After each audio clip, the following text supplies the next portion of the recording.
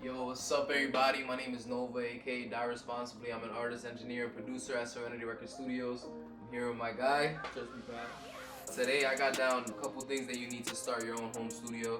I got 9 things so far that I feel like you need to start a home studio. Really, the first 6 are the only ones that you really need, but the other 3 are, a couple extra things, but let's get started. Alright, so first things first, I just want to give you guys an introduction. My name is Nova. Again, I actually own a studio, so this is how I'm going to be able to give you guys advice. I built the studio out of my own home. It's called Serenity Record Studios, and at first I built it to record myself. Like, I just wanted to have a spot to record myself and my team at the time. We started our studio in my home, and my guy right here also has his own studio, so explain to them a little bit about that.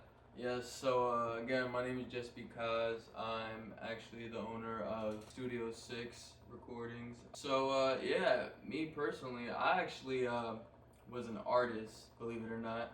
Kind of was just into music. Kind of wrote raps and stuff like that, goofing around, freestyling with friends. Then the more I got into a studio, kind of just saw what the producer was doing and kind of directed more towards that, and then ended up opening my own spot. It was in a nice commercial location, and you know what I'm saying, we got it popping. Yeah. So his spot was more in a commercial location, which is not exactly what this video is for, but he still can give a lot of advice as to like the things that you need to get started. Our main thing with everything that we're gonna tell you right now is that no matter if you have every single thing on this list, you should just get started like with whatever you have in whatever way possible, First things first, let's just get right into it. So first things first, the first thing that you need is a computer or a laptop. If you don't have a computer or a laptop, there's really no way that you're gonna get started because you need a spot to save all your files, you need a spot to be able to edit on. So if you don't have a computer or a laptop, you're kinda, What are you doing? yeah. So, you can get into specs and stuff like that, and you could build, like, for example, we have this computer right here. This is my baby, and she is like maxed out. She has like some of the best, CPUs, some of the best graphics processing and all that stuff. But that's because we use this for not only audio production, but we do video production as well. And so we need this thing to be very strong. But if you have a laptop with 16 gigs of RAM, you can still start. Like, there's no excuses. Like, I started with a laptop myself, and I was running a studio with just a laptop at first, and I was only charging like $15 an hour, $20 an hour. But I had started anyways, and I was learning the various different techniques that I have built into what I do today. So that's the first thing you need now. 2 and 3 are kind of, you need them both, because if you have one without the other, it's like kind of meaningless. But number 2 is an interface. So that is where all the sound is going to get processed and turned into a digital format where your computer will process it, and it will be turned into something that you can edit on your software. And 3 is a mic and a pop filter. So a mic, you're gonna need to be able to record your vocals or the vocalist of whoever you're recording. And a pop filter is basically something you put in front of the mic to stop like a lot of the S's, because the S's and the P's, all those, they get stopped by the pop filter, so they're not so loud in the mix. One thing that I could recommend for that is this thing called the Chaotica eyeball. I can put a link to that in the description if you guys want. But it's basically, this is very useful for if you're not gonna have one of the things that I'm gonna talk about later, which is an acoustic treated room. If you don't have this and you're not gonna have this, then a Chaotica eyeball, it would basically just emulate a acoustic treated room, and it helps a lot with eliminating background noise and stuff like that. So show the people the Chaotica. Yeah, actually, yeah, facts. I have this thing right here. I'm not gonna lie. Whoa, it's a little dirty. Alright, Has some dust on it. I haven't been using it. I'm not gonna lie, just because it doesn't fit my current mic. But when I used it on my old mic, it was definitely very useful. And basically, you put it over the mic, and then this right here is where you would speak into, or you would rap into, and it's kind of like a pop filter in itself. After that, where are we at, 4? Yeah, 4. The fourth thing that you need is headphones/speakers. I definitely recommend, if you're just starting off, I definitely recommend just buying headphones first. I would recommend that you have headphones instead, because if you don't have an acoustically treated room, then whatever's coming out of the speakers is gonna mess you up. It's gonna mess up how you're hearing the music. If you have headphones, they just cover your ears and you'll hear a more real version of what the sound is actually sounding like. And another thing that I could recommend for that as well is called VSX. They're the VSX headphones by Slate Digital. Slate basically makes headphones that it can emulate different studios. Like you could hear the mix, like if you're in a studio or if you're in a car, you could be in a club, and you could hear how the mix sounds in various different rooms. And that's very helpful for referencing, so that you know that your mix is gonna sound good anywhere you play it. And not only that, but it plays a very realistic version of the sound that you're hearing. And like I said, I'll put that in the description as well if you guys need it. So if you want to talk about the next thing that you need, which is 5.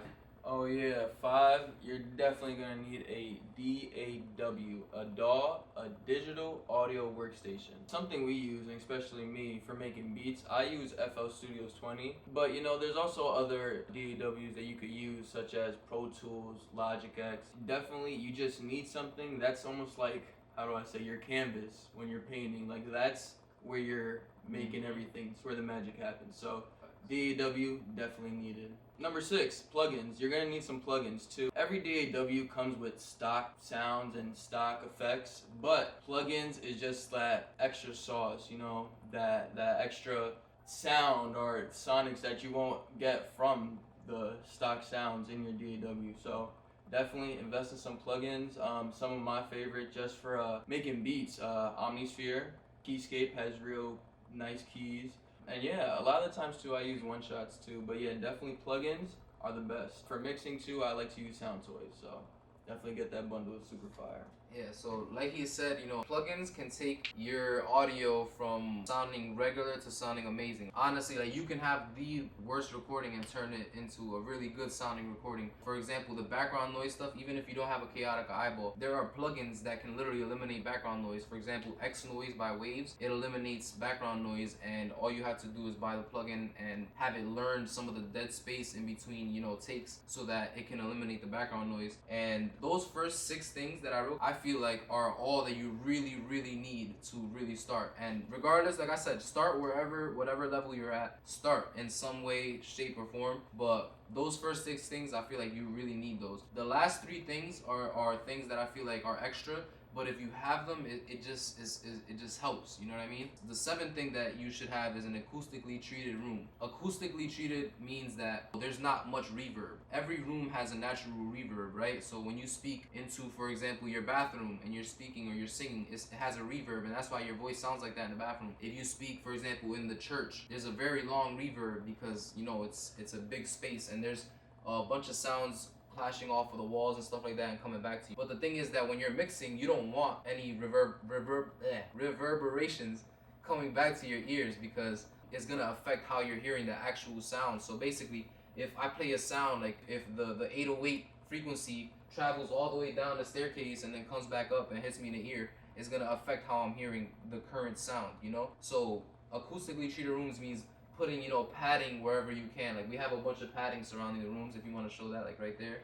Like we got some paneling around the walls, and in the booth too we have some absorption of the sound going on. I won't lie and say that my room is the perfectly acoustically treated room, but I got started. However, I didn't have all these when I first started either.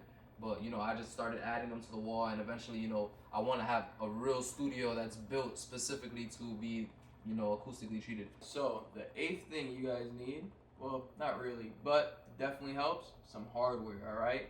So here at Serenity, there's a Tube Tech compressor CL1B.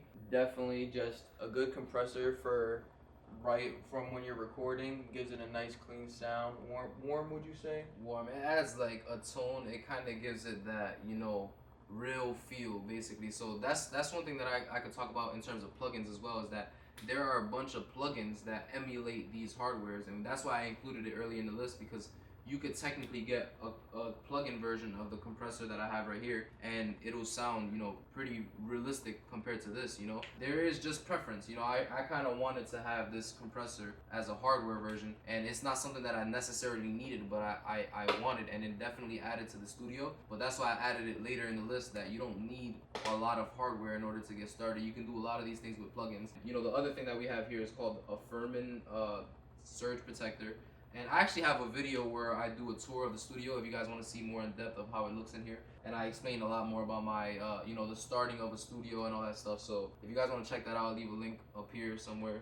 Check it out. So finally, the last thing that I would say is a good addition to the studio is cosmetics. So I say cosmetics in terms of like, how it looks like. We have, a mural here, and we have, just lighting up on the ceilings. We have a lightning bolt, we have lights going on everywhere, stuff like that.